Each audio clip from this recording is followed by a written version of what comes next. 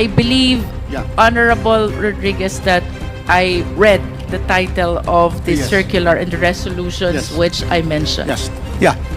It's not a matter of they're not interested to have that implemented or the resistance.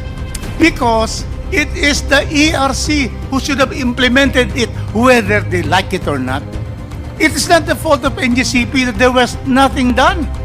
Because you are the regulator. Is that correct, Ms. De Malanta?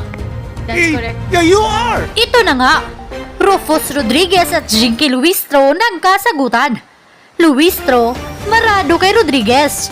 Pero bago ang lahat, maaari kayong mag-subscribe para maging updated sa mga issue at bagong mga balita.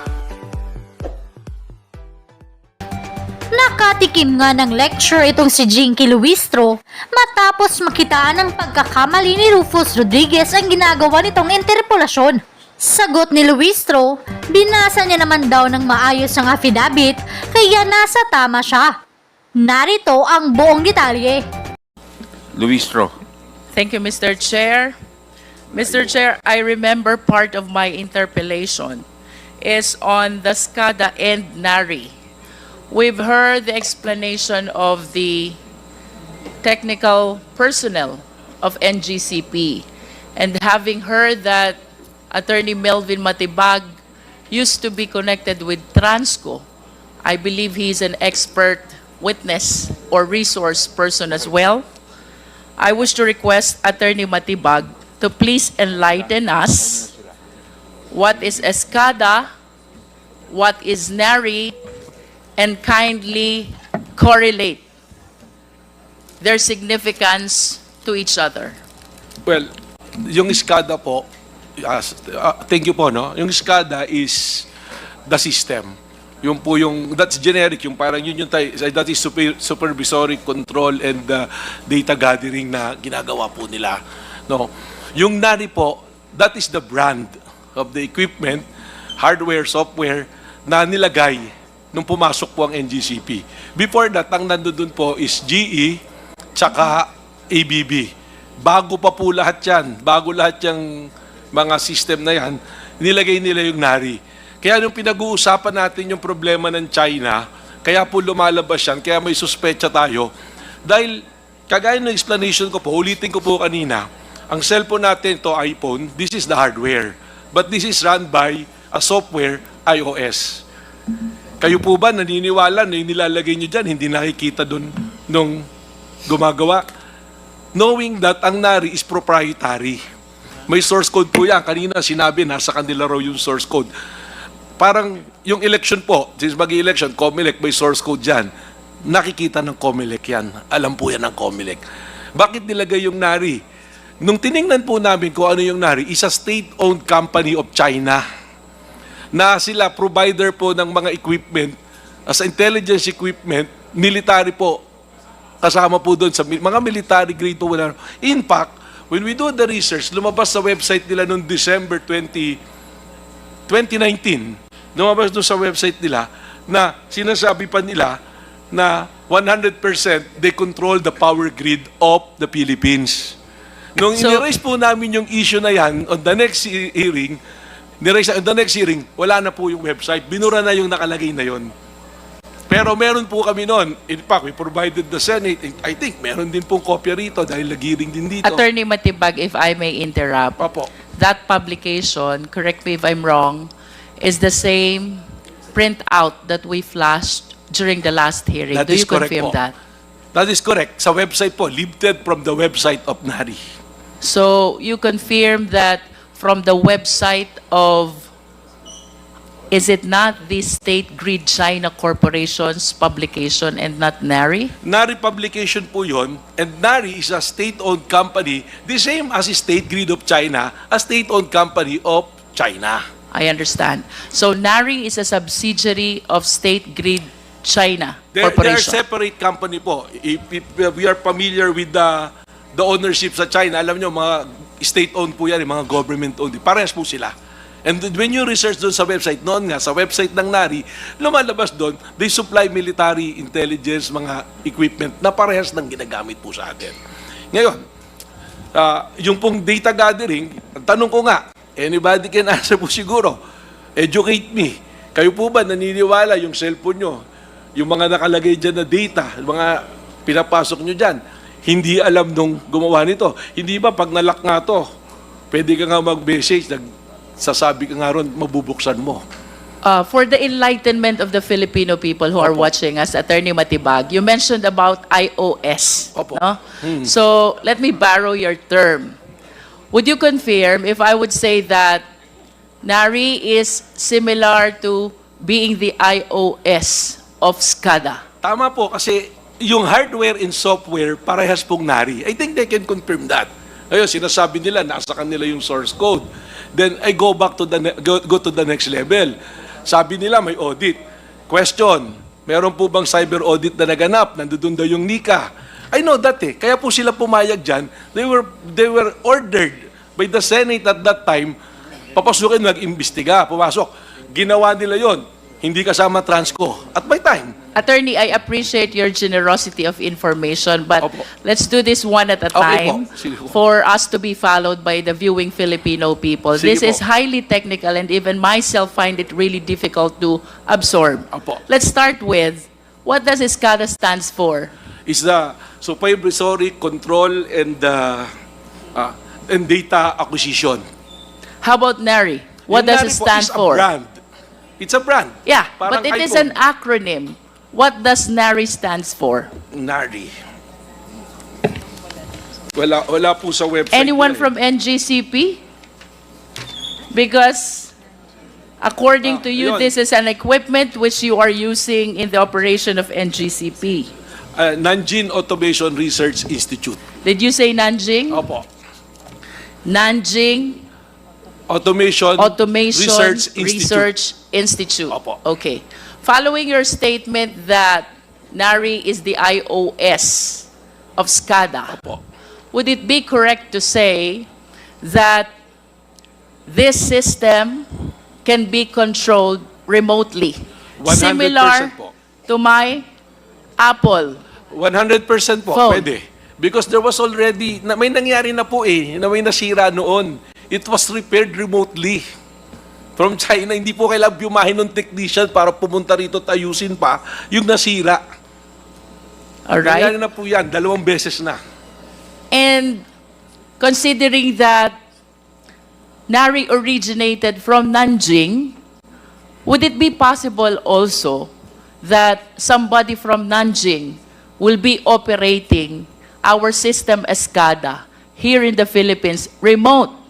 The one operating is in Nanjing, and the hardware is here, the SCADA at NGCP. Very possible po with the technology now. 100% possible po yan.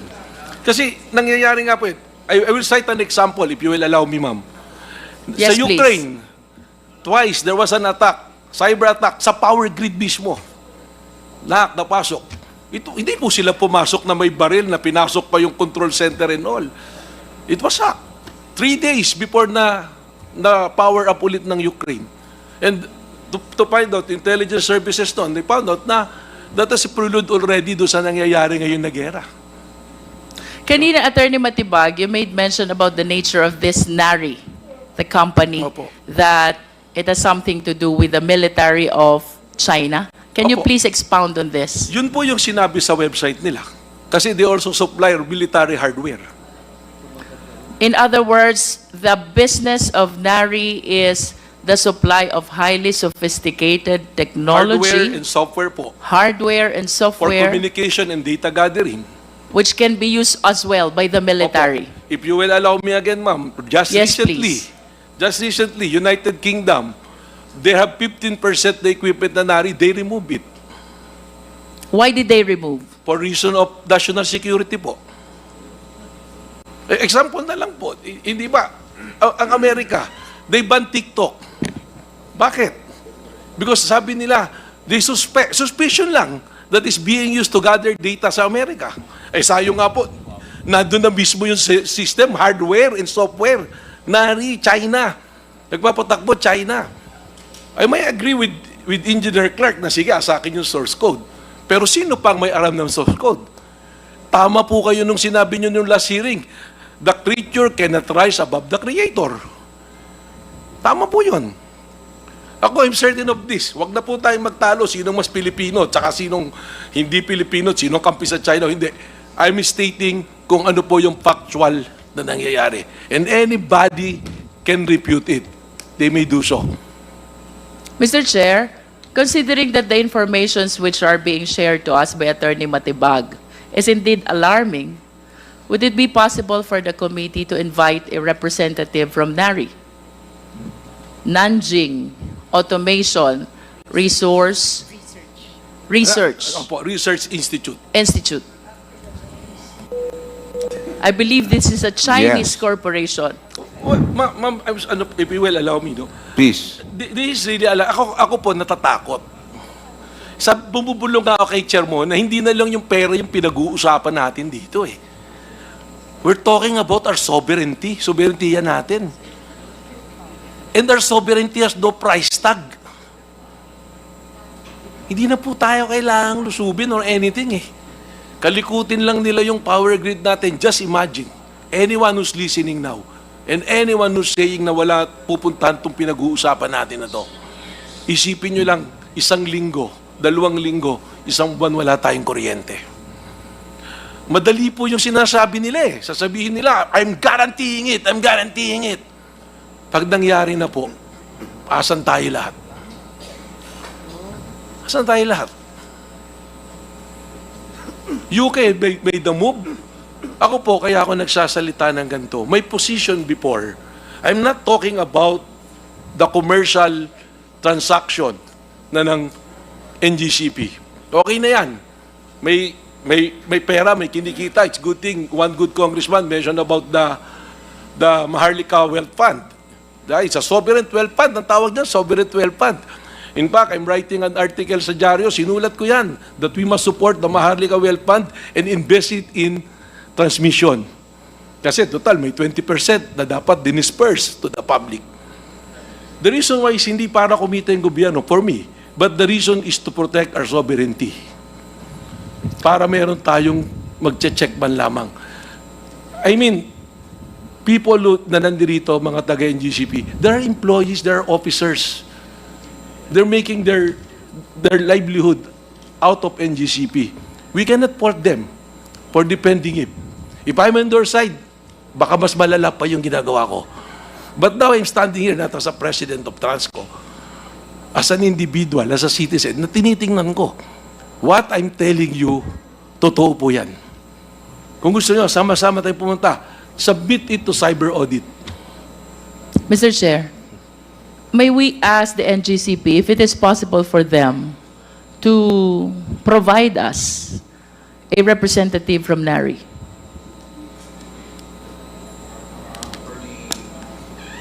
Can reply. Attorney Paul, Attorney... Mr. Chairman, can I pass the mic to Engineer Clark? Mr. Chair, I believe that the question is answerable simply by a yes or a no, whether they Yeah. will provide a representative or not, with all due respect. They would like, the question is, can we ask Nari to appear before this committee? Can you help us?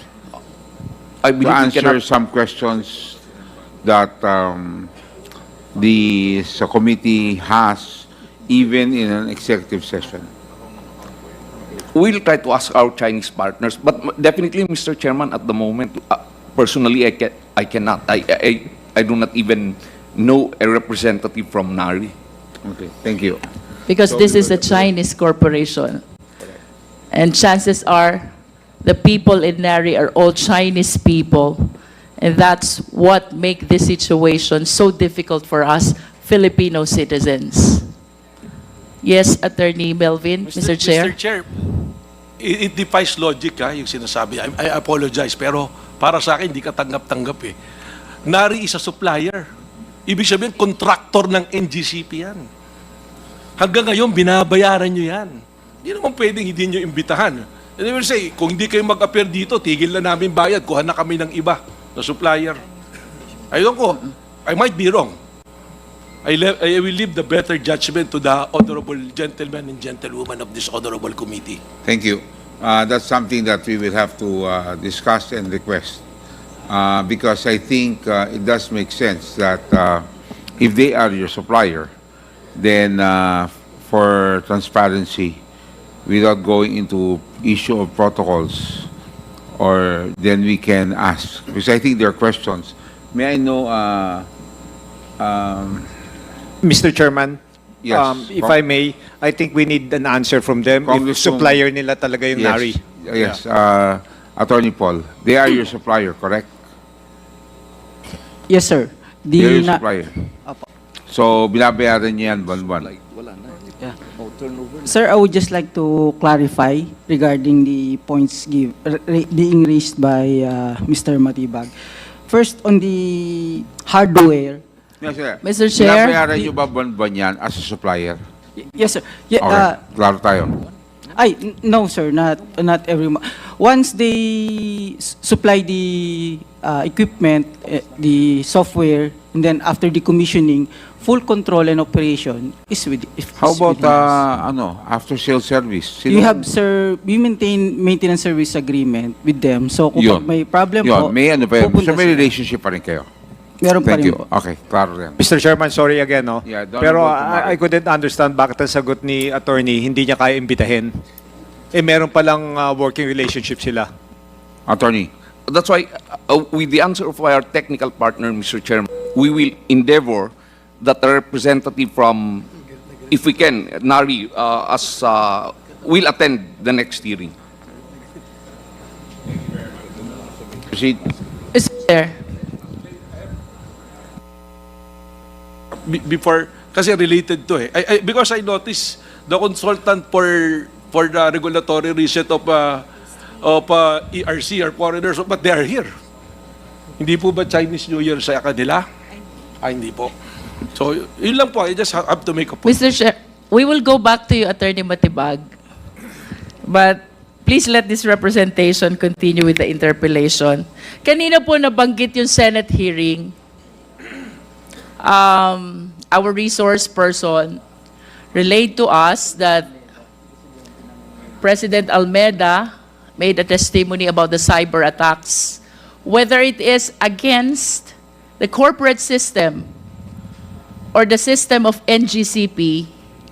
I wish to be certain. The committee wishes to be certain. We have reports as well that in the same Senate inquiry, Transco consultant by the name Ronaldo Del Mundo testified that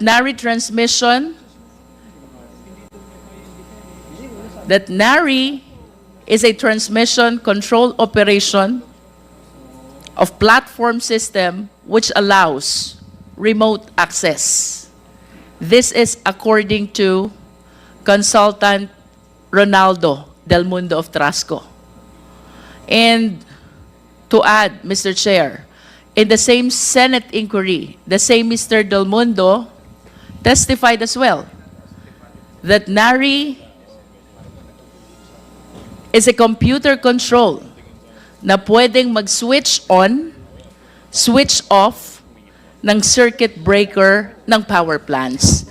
Mr. Chair, I wish to believe that the transcript of records of this Senate inquiry forms part of the public records.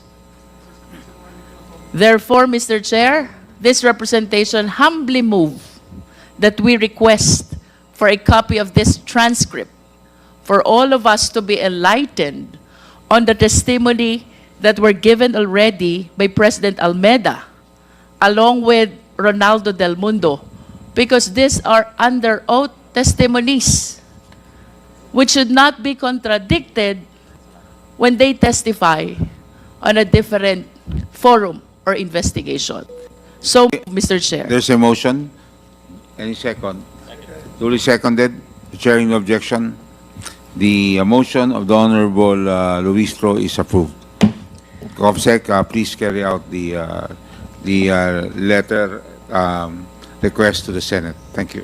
Mr. Chair, I recall likewise that during the last hearing, I manifested my desire to conduct an ocular inspection of this system control, which we allege as NARI until we are able to verify, of NGCP.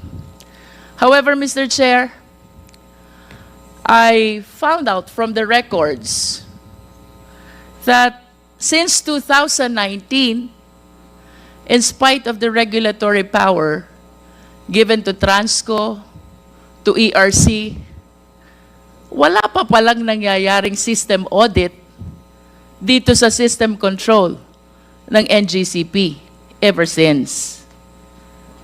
May we request a confirmation from NGCP? May we request President Almeda? Medyo nakakapagtaka na po. Our President is here, pero mukhang mas knowledgeable si Attorney Sagayo. What does SGP stands for, with all due respect? Attorney Sagayo. Mr. Chairman, SGP stands for Synergy Grid and Development Philippines Incorporated. Thank you, Attorney Sagayo, but I would prefer, I hope you don't mind, I don't mind, sir. to hear an answer But from our NGCP President. in the absence of President Saan Almeda, po I'm nagpunta a si- director of NGCP. Yes, for the information of everyone, he approached the chair earlier. He left already? Yes, because of another meeting that he has Okay. at 5 o'clock. So he had to excuse himself. Thank you.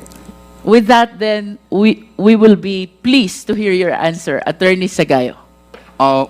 The question is whether, Mr. Chairman, I mentioned earlier that under the concession agreement 2.01, specifically Transco has no regulatory powers over NGCP.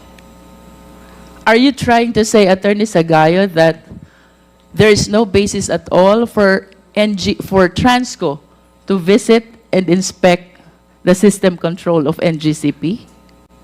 Mr. Chairman, Is that your stand? No, Mr. Chairman. As I've said, Mr. Chairman, earlier, they can always visit, but subject to certain How about protocols. inspect? No problem, but subject to All right, so certain let me protocols. rephrase my question. Since the concession agreement in 2019, was there a time that the Transco inspected the system control of NGCP? Yes or no? There was an instance, I think, Mutya, Iba po yung visit, iba po yung inspection. Mr. Chair, if I may respond, may be recognized po. Mr. Chair. Is attorney from NGCP? Yes, Can Mr. you Chair. answer the question? As mentioned by Transco earlier, written into the concession agreement is an agreement by which Transco, together with PSOM, will form a committee for the purpose of inspecting both facilities and the books of NGCP, and that is conducted annually. By facilities, does it include the system control? The system control, attorney, I hope you understand. Very Mr. Chair, I will have sophisticated. to, I think that the intention of that, I have to go back and confirm which facilities are covered by the TR flat. I But hope we again- confine our answer, Mr. Chair, to the question whether or not the system control was inspected. I think this is self-explanatory already. And by inspected, I wish to believe, hindi po yan basta tinititigan lang. You have to allow the party to touch, operate, test. That's how we inspect, correct? Yes, Mr. Chair, may I amend my answer a little? Sorry, I'm just going to add a little. The ERC actually conducted a thorough cybersecurity audit of NGCP, including a VAPT.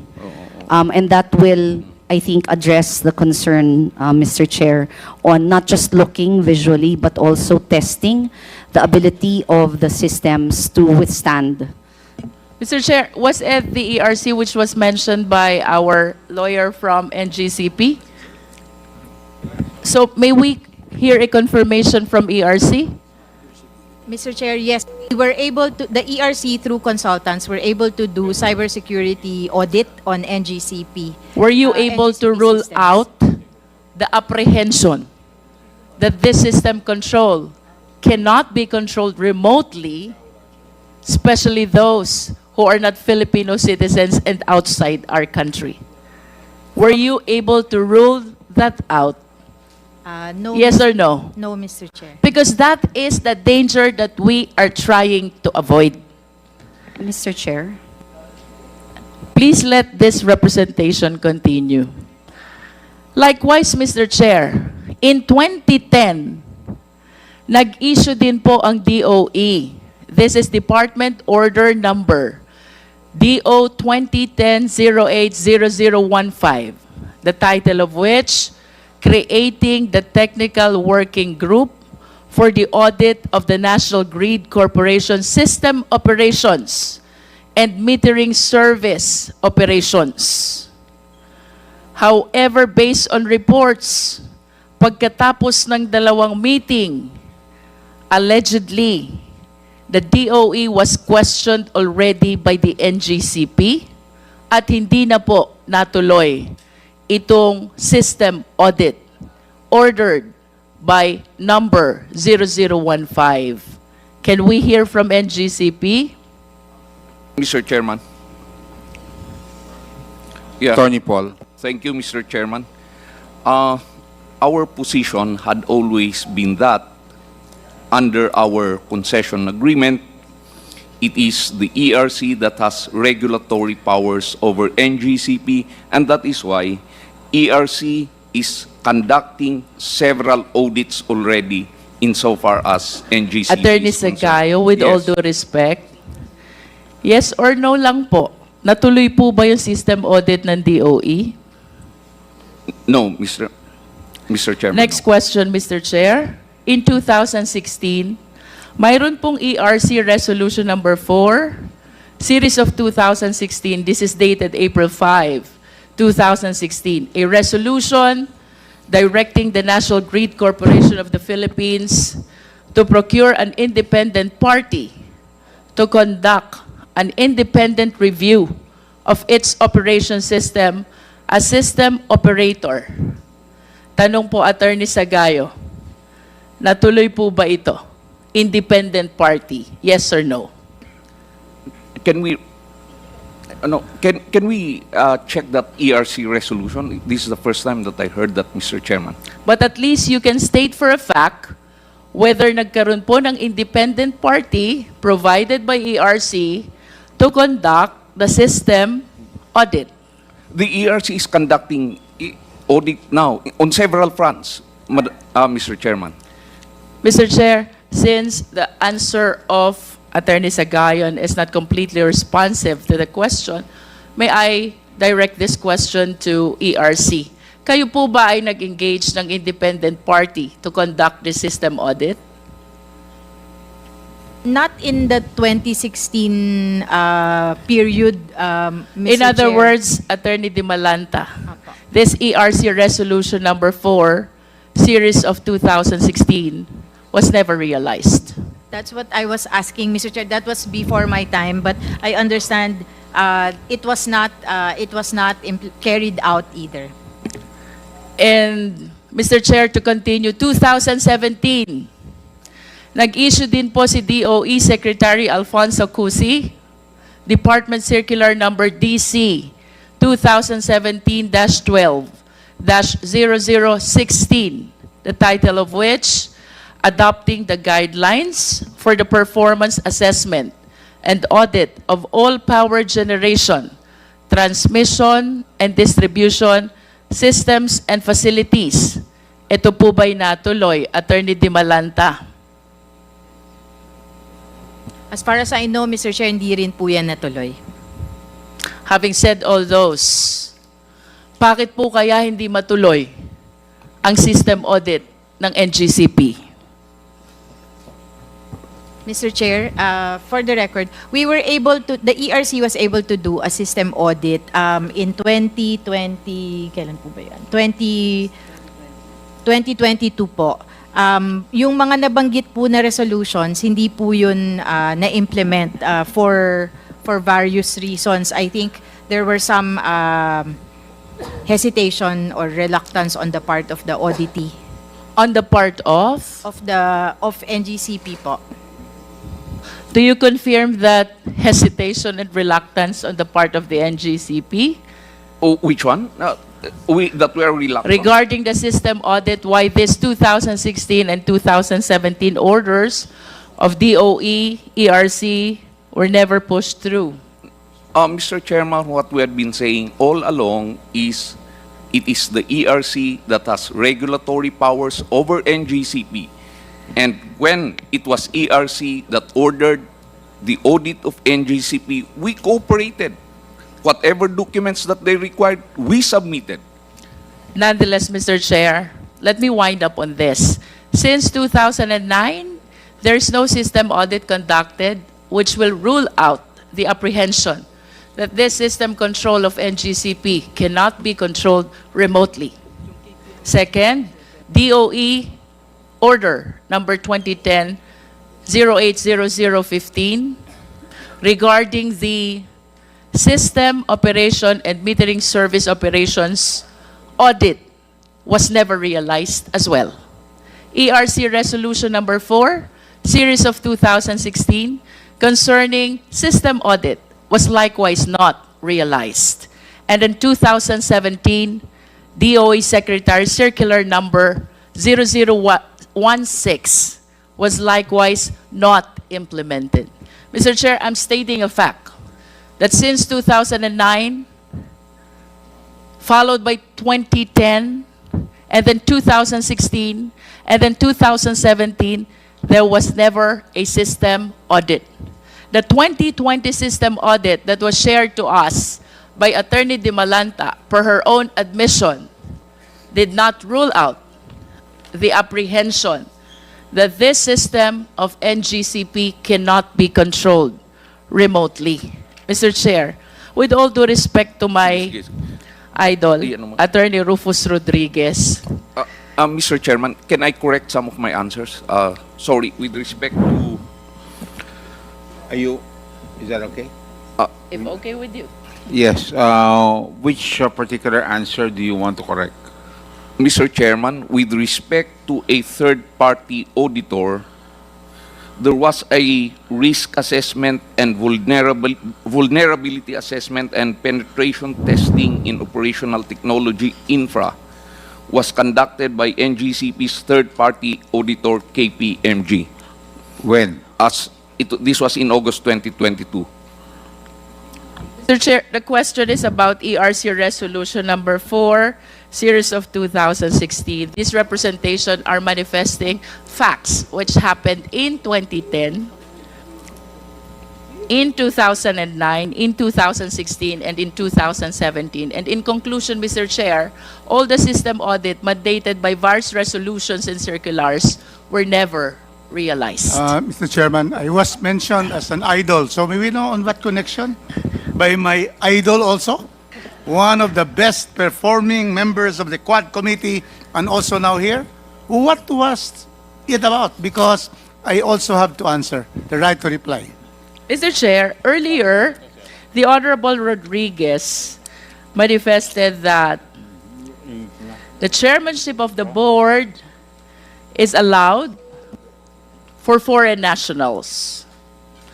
During his interpellation, it was likewise manifested that the chief technical officer was seemingly allowed by DOJ permits and other agencies' documentation. However, Mr. Chair, I am reminded by one important document that we are requesting from the NGCP, and that is the shareholders' agreement. I wish to humbly submit, Mr. Chair, that we will not be able to determine really whether the chairman exercised managerial and executive function and even the chief technical officer until and unless we see the shareholders' agreement. On this light, Mr. Chair, this representation humbly move that we issue subpoena duces tecum to NGCP for them to submit the shareholders agreement to this committee. So move, Mr. Chair. Mr. Chair, in addition to the motion, Mr. Chair? May I just make a clarification? There was a subpoena duces tecum already issued to them in this regard. And their answer is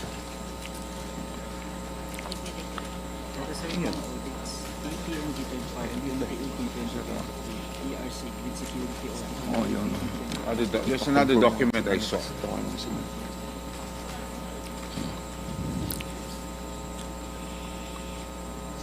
Well, anyway, that I remember seeing that I was present. I confirm that, Mr. Chairman. There was a subpoena issued on the it share said here, sent January 22, signed by Cheryl Saldena de Leon, Corporate Secretary of Synergy Grid Development Philippines. We note that the first item under subpoena duces tecum, the shareholders agreement among SGP, OTHI, and P21 does not exist. Thus, no such document is in SGP's records. Maybe Mr. Chairman, what we are asking is not the shareholders agreement between SGP and the NGCP. What we are asking is the shareholders agreement between NGCP and the State Grid of China. Yung pong hinihingi natin is State Grid of China. Okay. Para malaman po natin. So there's a doon po sa motion. agreement, Mr. Chairman, if I may. Para malaman lang po natin kung ano po nakalagay doon kung talagang kinokontrol ng Chinese yung kanilang pong maintenance and operation. So is that correct?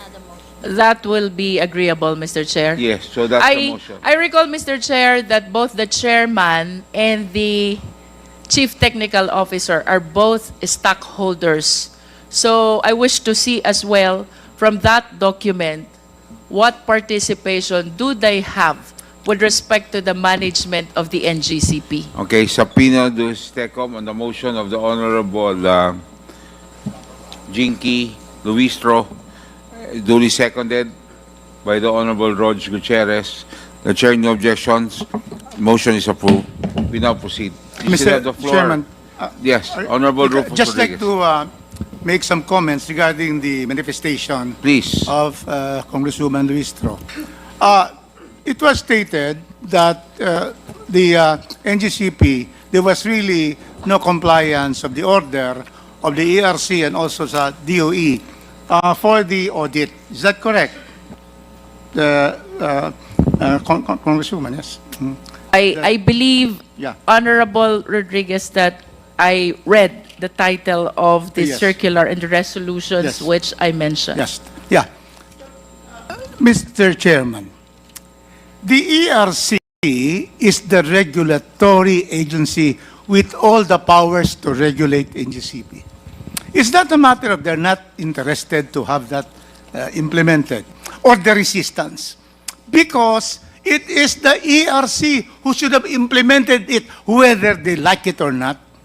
It is not the fault of NGCP that there was nothing done, because you are the regulator. Is that correct, Ms. De Malanta? That's correct. Yeah, you are. So therefore, So, the fact that continue is not the fault of NGCP. It is the ERC which has failed to implement it. And she was not yet the head at the time. Chair Di Malanta, Yeah. please reply. Mr. Chair, if I may reply. As recognized by the honorable representative, I am not able to explain why it was not implemented in 2016. But when a new performance assessment was organized by the DOE, and then we participated also because of the position of NGCP that only ERC is the one that they recognize.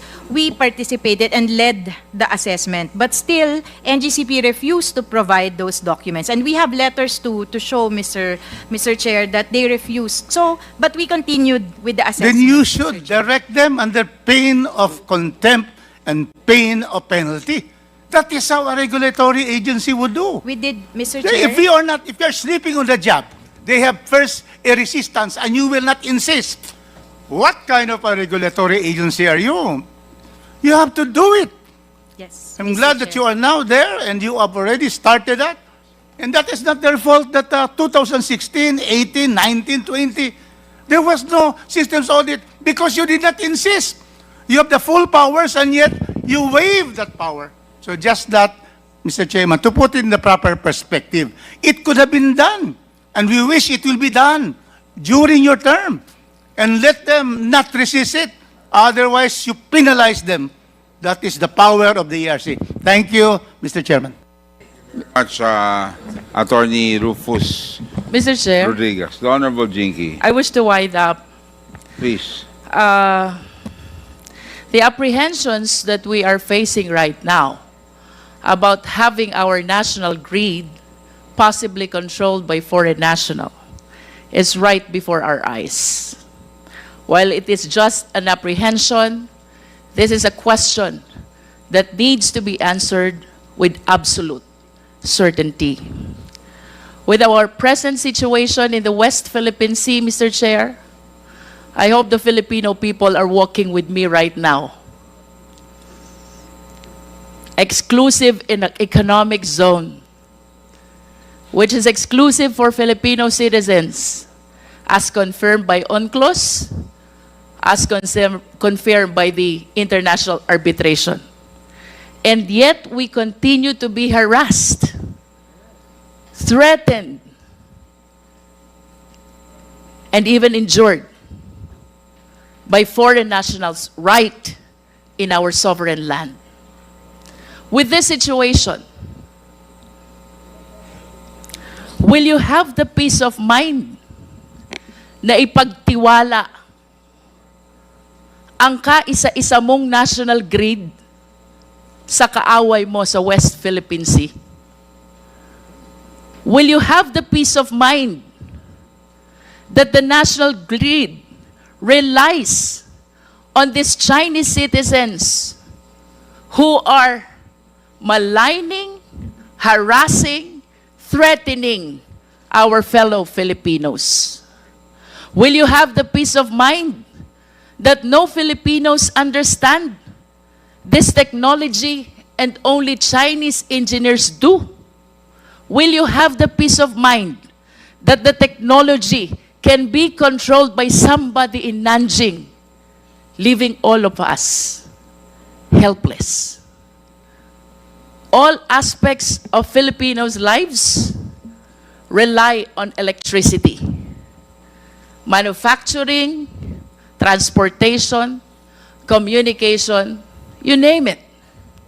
What will happen to us if indeed this technology is under Chinese control and they decide to sabotage our country? I can be wrong. We can be wrong. But the question is, what if this apprehension is correct?